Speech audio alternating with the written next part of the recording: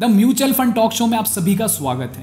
Fund review series में आज हम जानेंगे Invesco India multi cap fund के बारे में और बात करेंगे इसकी basic information, past performance, future projection के लिए पोर्टफोलियो का एनालिसिस। तो चलिए शुरू करते हैं फंड की बेसिक इन्फॉर्मेशन से। इन्वेस्टमेंट और म्यूचुअल फंड रिलेटेड जानकारी के लिए आप हमारे चैनल को जरूर सब्सक्राइब करें और नोटिफिकेशन बेल को टैप भी करें ताकि आपको हमारे वीडियोस की अपडेट मिलती रहे। Invesco India multi cap fund multi cap category का एक परफेक्टली डाइवर्सिफाइड फंड है और ये स्टेबल और कंसिस्टेंट वेल्थ क्रिएशन के लिए बना है। फंड का फोकस लार्ज, स्मॉल और मीडियम ग्रोथ कंपनीज में डाइवर्सिफाइड अप्रोच से इन्वेस्ट करना है। इसी वजह से फंड के इन्वेस्टमेंट पर लास्ट 5 इयर्स के एवरेज रिटर्न्स कैटेगरी के अंदर सबसे ज्यादा रहे हैं। वैसे ये फंड ईयर 2008 में 17 मार्च को लॉन्च हुआ था। फिर भी फंड का AUM फेब 2019 तक 728 करोड़ तक ही पहुंचा है। क्योंकि इन्वेस्को इंडिया म्यूचुअल फंड की प्रेजेंस इंडिया में कम रही है, लेकिन फंड की परफॉर्मेंस अच्छी है। फंड की क्वालिटी और अच्छे मैनेजमेंट से इनका एक्सपेंस रेशियो 2.33 है और एग्जिट लोड भी दूसरे फंड्स की तरह 1% है, जो कि 1 साल से पहले रिडीम करने पर लगता है। इन्वेस्टमेंट के लिए SIP और लमसम मोड अवेलेबल है, जहां SIP का मिनिमम अमाउंट 500 है और लमसम के लिए मिनिमम अमाउंट 5000 रुपीज है। इस फंड को 2 फंड मैनेजर मिस्टर ताहिर बादशाह और मिस्टर प्रणव गोखले मिलकर संभाल रहे हैं। दोनों फंड मैनेजर्स को काफी सालों का एक्सपीरियंस है और उनके द्वारा मैनेज किए गए फंड्स ने पास्ट में अच्छा परफॉर्म किया है। सिटीवायर रेटिंग पर चेक करें, जहां 200 से भी ज्यादा फंड मैनेजर्स की ओवरऑल परफॉर्मेंस को चेक किया जाता है और उनमें से 25% फंड मैनेजर्स को रेट करते हैं जिनके फंड की परफॉर्मेंस ने लास्ट 3 इयर्स में बेंचमार्क की परफॉर्मेंस को बीट करा है। और फिर इनमें से टॉप 10% मैनेजर्स को AAA, नेक्स्ट 20 को AA, फिर नेक्स्ट 30 को A रेटेड और लास्ट 40 को प्लस रेटिंग दी जाती है। मिस्टर ताहिर और मिस्टर प्रणव दोनों ही प्लस रेटेड फंड मैनेजर्स हैं और मिस्टर प्रणव तो कंसिस्टेंटली AAA और AA रेटेड भी रहे हैं।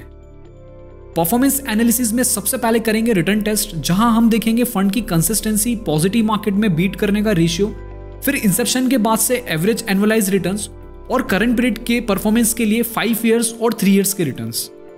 फंड की परफॉर्मेंस कंसिस्टेंसी को चेक किया गया है 1 ईयर रोलिंग रिटर्न्स के ऑब्जर्वेशन पर, जहां इस फंड ने 21 डिफरेंट ऑब्जर्वेशन में 16 टाइम्स बेंचमार्क रिटर्न्स को बीट किया है।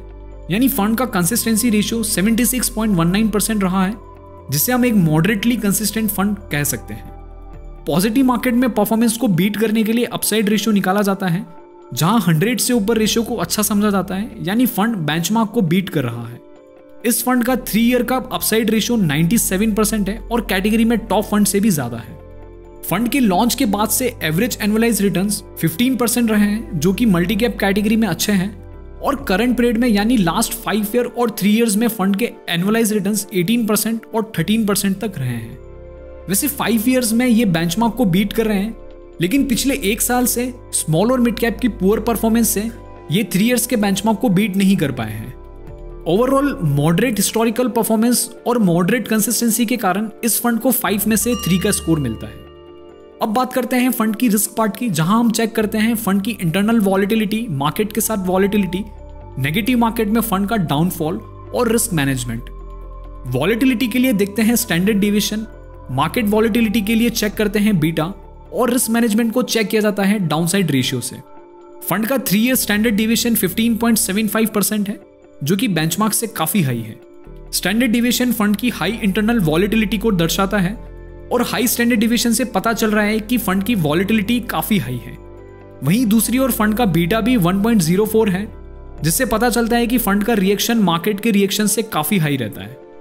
पिछले 3 सालों में फंड का मैक्सिमम फॉल 17% रहा है, जो कि बेंचमार्क के मैक्सिमम फॉल 12.26% से कहीं ज्यादा है, क्योंकि फंड का इन्वेस्टमेंट स्मॉल और मिड कैप स्टॉक्स में ज्यादा रहा है, जो कि लास्ट ईयर काफी नेगेटिव रहे हैं। फंड का डाउनसाइड रेशियो 120 है, जिससे यह कहा जा सकता है कि नेगेटिव मार्केट में फंड बेंचमार्क के नेगेटिव रिटर्न से भी ज्यादा नेगेटिव हुआ है। इसी के साथ फंड के रिस्क टू रिवॉर्ड को चेक किया जाता है शार्प और सॉर्टिनो रेशियो से, जिससे हमें पता चलता है रिस्क लेने पर रिवॉर्ड कितना मिला है। यहाँ फंड का करंट शार्प रेशियो है 0.66 और सॉर्टिनो भी 0.66 है, जो कि बेंचमार्क से काफी कम है। यानी हाई रिस्क लेने पर रिवॉर्ड इतने अट्रैक्टिव नहीं है। रिस्क टेस्ट के बाद हम ये बोल सकते हैं कि फंड की रिस्क कैटेगरी के अकॉर्डिंग काफी हाई है और रिस्क मैनेजमेंट भी इतना अच्छा नहीं है। इसी के रिस्क टू रिवॉर्ड जस्टिफाइड नजर नहीं आते हैं, इसलिए इस फंड को रिस्क टेस्ट में 2.75 का स्कोर मिलता है। अब बात कर लेते हैं फंड के पोर्टफोलियो एनालिसिस की। वैसे ये सेक्शन सबसे इंपॉर्टेंट है क्योंकि फंड की फ्यूचर में होने वाली परफॉर्मेंस डिपेंड करती है करंट पोर्टफोलियो के एलोकेशन, स्टॉक्स की क्वालिटी और उनके फंडामेंटल्स पर। जहां हम देखेंगे फंड की इन्वेस्टमेंट स्टाइल यानी इन्वेस्टमेंट की फिलॉसफी, स्ट्रेटेजी, पोर्टफोलियो का मैनेजमेंट और डाइवर्सिफिकेशन। इसके बाद हम एनालाइज करते हैं पोर्टफोलियो का एलोकेशन जैसे मार्केट कैप, टॉप सेक्टर्स जैसे टॉप, मिडिल और बॉटम स्टॉक्स होल्डिंग। इन सब सेक्शंस को एनालाइज करने के लिए हम यूज करते हैं फंडामेंटल रेशियोज जैसे अर्निंग रेशियोज यानी return on equity, net margins. फिर देखते हैं सेल्स ग्रोथ और वैल्यूएशंस यानी पी और P/BV। Invesco India multi cap fund की इन्वेस्टमेंट स्टाइल की बात करें तो फंड की इन्वेस्टमेंट फिलोसॉफी एसेट सिलेक्शन नजर आती है, जहां मार्केट टाइमिंग की बजाय अच्छे फंडामेंटल स्टॉक्स पर पोर्टफोलियो बनाकर इन्वेस्ट किया जाता है। जहां लार्ज कैप में स्टेबल कंपनीज, मिड कैप में ग्रोथ ओरिएंटेड कंपनीज और स्मॉल कैप में अच्छी पोटेंशियल वाली कंपनीज को सेलेक्ट किया जाता है। इन्वेस्टिंग स्ट्रेटेजी की बात करें तो फोकस हाई ग्रोथ पर ज्यादा रहता है और इन्वेस्टमेंट होराइजन भी लॉन्ग टर्म रहता है।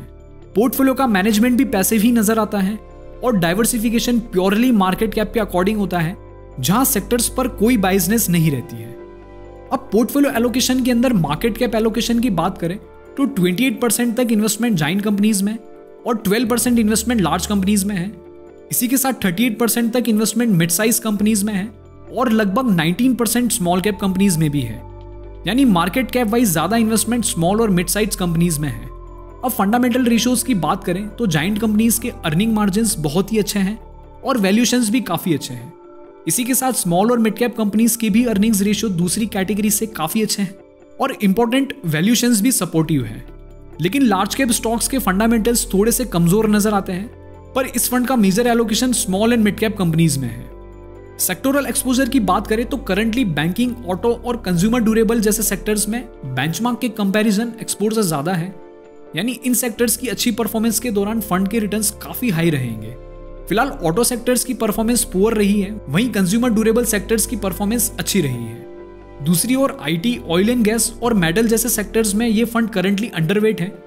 इसके अलावा कंज्यूमर, नॉन ड्यूरेबल, फार्मास्यूटिकल और केमिकल सेक्टर्स में मॉडरेट एक्सपोजर है। खैर सेक्टर वाइज डाइवर्सिफिकेशन अच्छा नजर आता है। अब होल्डिंग्स की बात करें तो फंड की टॉप 10 होल्डिंग्स का एलोकेशन 42% तक है, मिडिल 10 का लगभग 21% और बॉटम 10 की 13% तक है। अब इनके एवरेज फंडामेंटल रेशियोज की बात करें तो टॉप 10 होल्डिंग्स के फंडामेंटल रेशियोज इतने कन्विंसिंग नहीं नजर आते हैं और ना ही उनका वैल्यूएशन, पर बॉटम 10 और मिडिल होल्डिंग्स की अर्निंग्स और सेल्स ग्रोथ काफी हाई है और अच्छी है। साथ ही वैल्यूएशंस भी मॉडरेट है।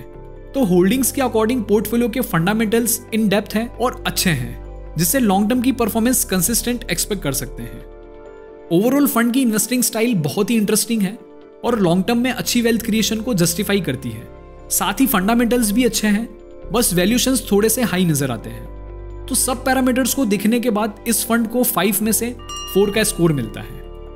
फाइनली अब कंक्लूजन की बात करें तो फंड मल्टी कैप कैटेगरी का परफेक्टली डाइवर्सिफाइड फंड है। साथ ही फंड की इन्वेस्टिंग स्टाइल भी बहुत अच्छी है। वैसे फंड पर लॉन्ग टर्म में इन्वेस्टमेंट के रिटर्न्स काफी अच्छे रहे हैं, लेकिन लास्ट कुछ मंथ में परफॉर्मेंस ठीक नहीं रही है, क्योंकि फंड का मैक्सिमम एक्सपोजर स्मॉल और मिड कैप कंपनीज में है, जिनमें परफॉर्मेंस काफी खराब रही है। फंड की रिस्क कैटेगरी में दूसरे फंड से हाई रहती है। सूटेबिलिटी की बात करें तो ये वेल्थ क्रिएशन के साथ साथ दूसरे गोल्स के लिए भी सूटेबल है, risk wise moderate to high risk investors के लिए, और इस फंड का टाइम होराइजन 5+ ईयर्स का होना चाहिए। तो ये था Invesco India multi cap fund का रिव्यू। अगर आप इससे रिलेटेड कुछ पूछना चाहते हैं या फिर कोई राय रखते हैं तो कमेंट कर सकते हैं।